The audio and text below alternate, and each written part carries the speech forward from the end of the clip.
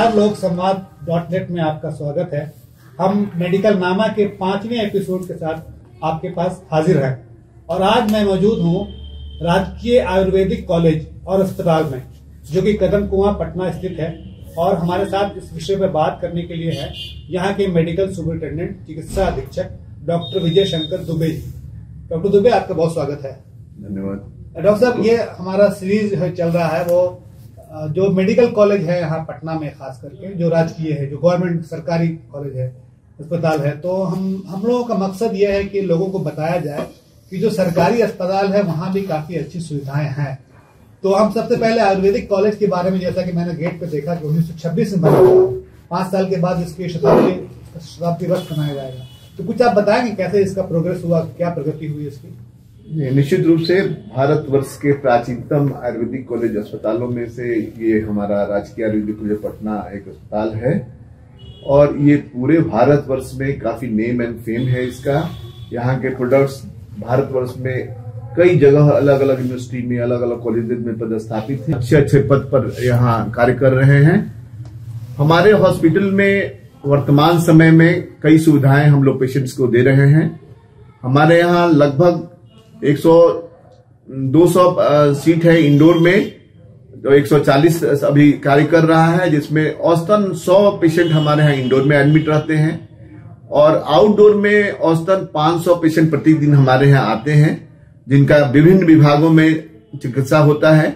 हमारे यहाँ एक पंचकर्मा यूनिट है, उसमें काफी रस रहता है, लोगों को नंबर लगाना पड़ता है, उसके लिए यहाँ काफी लोगों को लाभ हो रहा है। कई सुविधाएं हम लोग अपने पेशेंट्स को यहाँ सरकार की सहायता से दे पाते हैं।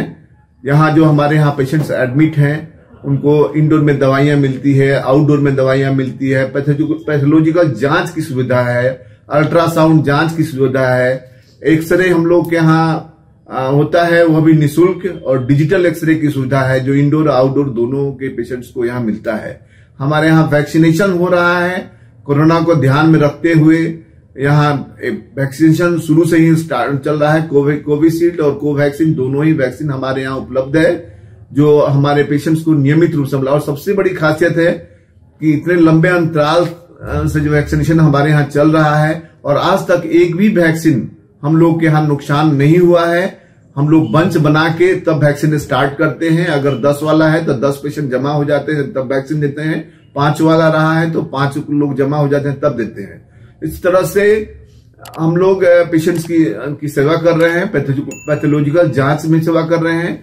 बच्चों में अभी इम्यूनाइजेशन की परेशानी थी, उसको ध्यान में रखते हैं हमारे यहाँ स्वर्ण प्राशन का कार्यक्रम काफी लंबे अंतराल से चल रहा है। वो इम्यूनिटी को ध्यान में रख के स्वर्ण प्राशन हमारे यहाँ एक प्रक्रिया है जो हम अपने बच्चों को एक खास डेट पे ड्रॉप पिलाते हैं और जिससे उनकी इम्यूनिटी डेवलप करती है। और ऐसा देखा गया है कि जिन्होंने यहाँ स्वर्ण प्राशन लिया उसको बाकी भी कॉम्प्लिकेशन, सर्दी खांसी भी कम हो पाता है, नहीं हो पाता है, और उनका ग्रोथ भी प्रॉपर हो पा रहा है। डॉक्टर साहब, आपको यहाँ पर रोकेंगे। आपने बताया कि ओपीडी में आपके यहाँ लगभग 500 लोग आते हैं, तो ये किस क्षेत्र से आते हैं? सिर्फ पटना के रहते हैं या दूर दूर से लोग आते हैं? देखिए, यहाँ जो पेशेंट्स हैं हमारे यहाँ अपने राज्य के तो पूरे हर कोने से लोग आते हैं, इवन पड़ोसी राज्य से झारखंड से भी लोग आते हैं हमारे यहाँ और यहाँ सुविधा लेते हैं चिकित्सा का। हमारे यहाँ बाहर से पेशेंट्स आते हैं और दूर दराज से भी पेशेंट आते हैं। पहले हमारे यहाँ 3 दिन की ही दवाइयां मिलती थी, विशेष कारण रहने पर 7 दिन की दवा मुफ्त मिलती थी, लेकिन ये कोरोना को ध्यान में रखते हुए और पेशेंट्स की सुविधा को ध्यान में रखते हुए अभी हम लोग 7 दिन की दवा हर पेशेंट को उपलब्ध कराते हैं। तो ये क्या रजिस्ट्रेशन के लिए कुछ पैसा वगैरह भी लगता है यहाँ पे? हाँ, एक यहाँ पर रोगी कल्याण समिति है जो रजिस्टर्ड है बिहार सरकार के यहाँ। रोगी कल्याण समिति के लिए यहाँ 5 रुपए रजिस्ट्रेशन में लगता है और उस रजिस्ट्रेशन से लगभग 4 लाख से ऊपर पैसा जमा हो गया है रोगी कल्याण समिति में, जो हम अपने यहाँ के पेशेंट्स को जरूरत पड़ने पर सुविधा मुहैया करा पाएंगे उस राशि से। अच्छा, किस किस तरह के रोग का इलाज आपके यहाँ होता है? जैसे बहुत सारे रोग जो आजकल माना जाता है कि सिर्फ अंग्रेजी दवा से इसका इलाज हो सकता है। नहीं, ऐसी बात नहीं है। हर तरह के रोग का इलाज होता है हमारे यहाँ। आई का हमारे यहाँ ऑपरेशन होता है, कैटरेक्ट का ऑपरेशन होता है हमारे यहाँ। सर्जरी विभाग भी हमारा काफी डेवलप है। कई एमएस डॉक्टर्स हमारे यहाँ जो आयुर्वेदिक में जिन्होंने किया है, वो कई ऐसी चिकित्सा सुविधा है जो मॉडर्न साइड के लोग भी हमारे यहाँ रेफर करते हैं यहाँ चिकित्सा लेने के लिए। क्षार सूत्र की चिकित्सा होती है, जो पेशेंट्स को एनोफिस्टुला वगैरह होता है, ऐसे पेशेंट्स का विशेष रूप से यहाँ लोग चिकित्सा लेके आते हैं। हमारे यहाँ डेंटल यूनिट भी है, जो जिसमें यहाँ डेंटल डॉक्टर हमारे यहाँ पैथोलॉजिकल टेस्ट में भी प्रॉपर डॉक्टर उपलब्ध हैं। तो कई तरह की सुविधाएं हमारे यहाँ है। हमारे यहाँ जलौका विधि से भी हम लोग चिकित्सा करते हैं। जलौका आप समझते होंगे कि जिससे शरीर से दूषित रक्त को हम लोग निकालते हैं। आई विभाग भी हमारा काफी डेवलप है।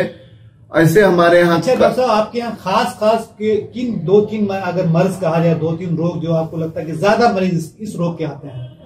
देखिए, हमारे यहाँ लिवर डिसऑर्डर के, पेट संबंधी बीमारियों के पेशेंट बहुत आते हैं। ज्वाइंट संबंधी बीमारियों के काफी पेशेंट्स आते हैं हमारे यहाँ। बात से ग्रसित जो पेशेंट्स हैं हमारे यहाँ ज्यादा संख्या में आते हैं। पेट के जो गैस के नहीं, बात कहने से हमारे यहाँ सिर्फ गैस का बोध नहीं होता है। बात भी हमारे यहाँ 5 तरह का माना जाता है। ज्वाइंट्स पेन वाले पेशेंट बहुत रहते हैं, वो भी बात रोग से ग्रसित लोग रहते हैं। और पेट की भी बीमारी के लिए पेशेंट हमारे यहाँ काफी संख्या में लोग आते हैं। डॉक्टर साहब, ये बताइए कि ये जो मरीज आते हैं 500 के लगभग, तो इनको इलाज करने के लिए पर्याप्त संख्या में आपके यहाँ वैद्य या जो डॉक्टर हैं, जो स्टाफ है, वो है अभी? बिल्कुल, हमारे यहाँ कई विंग है। 14 हमारे यहाँ विंग है वैसे, और 8 हमारे यहाँ आउटडोर चल रहा है। पीडिया का बच्चों के लिए अलग आउटडोर है, आंख के लिए अलग आउटडोर है, ईएनटी के लिए, कान नाक गला विभाग के लिए अलग आउटडोर है, डेंटल का अलग आउटडोर है, मेडिसिन का अलग आउटडोर है, स्किन का अलग आउटडोर है हमारे यहाँ। तो कई है यहाँ विभाग, जो अन्य जो जैसा जरूरत पड़ता है, वो रजिस्ट्रेशन होता है उनका, उस विभाग में वो लोग जाके चिकित्सा लेते हैं। हम लोग अपने यहाँ एक मर्म थेरापी भी करा रहे हैं। मर्म से भी लोगों का जो इलाज होता है हमारे यहाँ। तो कई हम लोग आयुर्वेदिक बेस्ड ट्रीटमेंट यहाँ दे रहे हैं और लोगों को काफी लाभ मिल रहा है। दवाएं यहाँ डॉक्टर साहब मिल जाती हैं या बाहर से लेनी पड़ती है? देखिए, पूरी दवा का तो हम लोग आपूर्ति नहीं करते हैं। जो हमारे यहाँ फंड्स हैं, कुछ दवाइयां हमारे यहाँ एक फार्मेसी भी है जहां से दवाई कुछ बन के आती है, और कुछ दवाइयां हम लोग पेटेंट और शास्त्रीय दवा हम लोग सरकार से जो फंड मुहैया होता है उससे लेते हैं। तो पूरा नहीं कर सकते। यहाँ से कई विंग हमारे यहाँ अलग से भी काम कर रहे हैं, वहां भी दवा हम लोग को देना पड़ता है। हमारे यहाँ विधानसभा, विधान परिषद, एक गवर्नर हाउस में हमारा भी एक यूनिट कार्य कर रहा है। एलएनजेपी हॉस्पिटल में भी मेरा एक यूनिट काम कर रहा है। सब जगह हम लोग दवा अपने यहाँ से भी दे पाते हैं। तो इस तरह से दवाइयां मिलती है पेशेंट्स को, लेकिन कुछ दवाइयां पेशेंट्स को लेना भी पड़ता है। अच्छा डॉक्टर साहब, ये इंडोर की व्यवस्था आपके यहाँ क्यों रहती है? क्या आप किस तरह के मरीज को भर्ती करते हैं यहाँ? देखिए, हमारे यहाँ आपको एक और बात बता देना चाहता हूँ कि हमारे यहाँ डिलीवरी का काम होता है जी, और डिलीवरी का भी काम होता है। वो गायनी डिपार्टमेंट के थ्रू होता है। पीडियाट्रिक डिपार्टमेंट में बच्चों का देखभाल होता है। और हमारे यहाँ जो वैसे पेशेंट है जिनको पंचकर्मा, जो पेशेंट चलने मिलने में अस्वस्थ है, जिनका हमारे यहाँ स्नेहन, स्वेदन, पंचकर्म की कई विधियां हमारे यहाँ है, उसके थ्रू काफी लाभ मिल रहा है। तो हमारे यहाँ मेडिसिन डिपार्टमेंट में भी अच्छे पेशेंट भर्ती हैं, जिनको लिवर डिसऑर्डर्स है, जिनको ज्वाइंट्स पेन का प्रॉब्लम है, ये सब के पेशेंट हमारे यहाँ भरे पड़े। मरीजों को किस तरह की सुविधाएं आपके यहाँ मिलती हैं? भर्ती मरीजों को हमारे यहाँ जांच की सुविधा है, अल्ट्रासाउंड की सुविधा है, एक्सरे की सुविधा है, पैथोलॉजिकल टेस्ट की सुविधा है। खाने, यहाँ रहने वाले पेशेंट पर हम लोग 100 रुपया गवर्नमेंट के हिसाब से हम लोग पेशेंट को उनका डॉक्टर के बताए अनुसार हम उनको भोजन देते हैं। जो डॉक्टर जो रिकमेंड करते हैं वैसा भोजन उनके लिए हम लोग उपलब्ध कराते हैं। दवाइयां भी हम लोग मैक्सिमम देने का प्रयास करते हैं। ये सारी दवाएं आप आयुर्वेद की देती हैं या इसमें एलोपैथी की दवा मिल जाती है? नहीं, बिल्कुल, इसमें हम लोग आयुर्वेद की दवा देते हैं। हमारे यहाँ आयुर्वेदिक मेथड से ही इलाज होता है और आयुर्वेद की दवा उसी के लिए यह प्रसिद्ध है, ये हमारा हॉस्पिटल। अच्छा डॉक्टर साहब, मुझे मालूम हुआ कि यहाँ पे आपका कुछ विस्तार भी होने वाला है शायद इस आयुर्वेदिक कॉलेज का, उसके बारे में कुछ बताएं आप।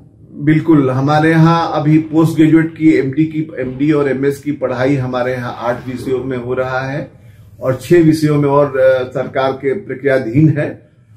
पेशेंट्स में भी बेड भी हमको कम से कम 240 चाहिए।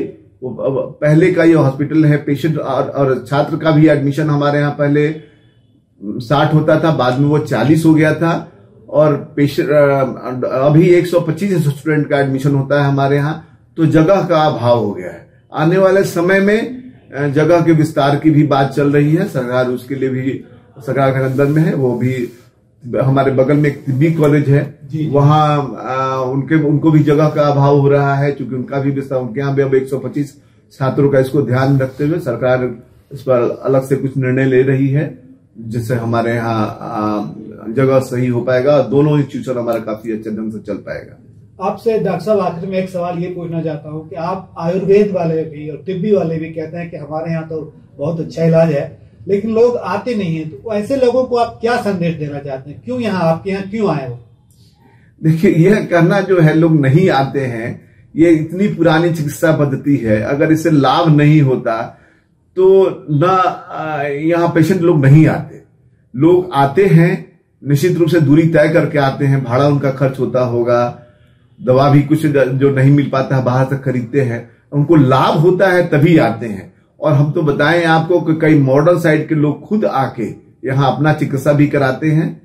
निश्चित रूप से आयुर्वेदिक दवाइयों, यह निरापद दवाई है, इसका कोई साइड इफेक्ट्स नहीं है, और कई बीमारियों में जिसे मॉडर्न साइड में इलाज नहीं हो पाता है, ऐसे बीमारी में भी हमारे यहाँ की चिकित्सा से लाभ होता है और काफी लोग लाभान्वित होते हैं। ऐसा नहीं कर सकते हैं। और अब तो वर्ल्ड वाइज भी देखा जाए तो विश्व के अन्य देश भी यहाँ के चिकित्सा पद्धति से काफी प्रभावित है, और वो लोग भी अपने यहाँ आयुर्वेद की सुविधा बहाल करने में लगे हुए हैं।